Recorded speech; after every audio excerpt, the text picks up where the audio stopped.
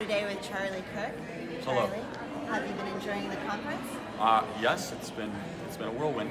So, Why don't you tell us a little bit about your background?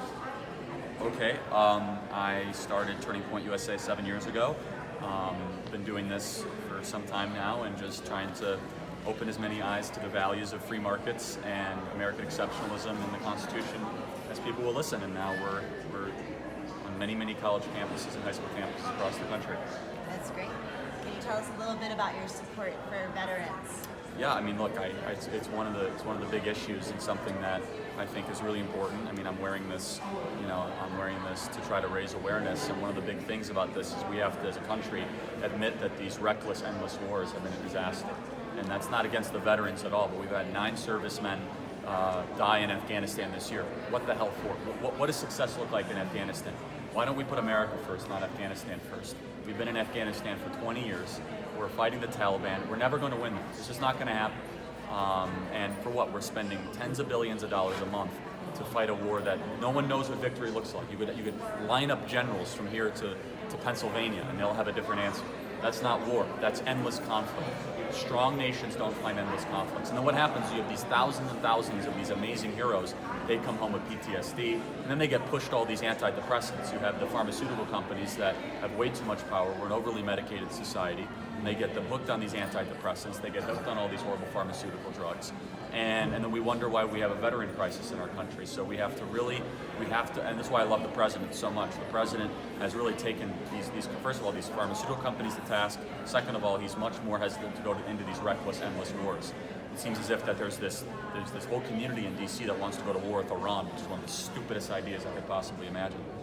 And so anyway, our veterans deserve better than reckless politicians that just want to use them for their power-hungry war games.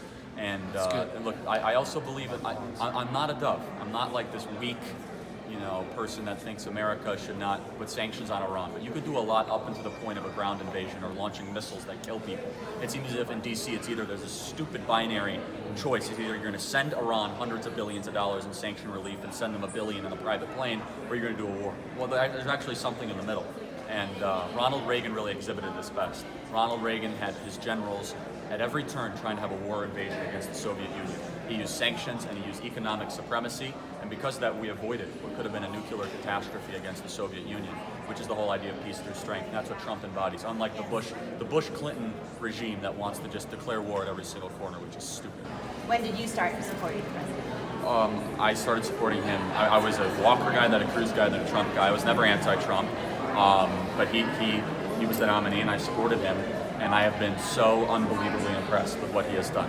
People were skeptical. I wasn't skeptical. I campaigned for him 100% because I believed he was the best option, and he deserved it. Anyone who could beat 16 Republicans like that, but is absolutely incredible thing.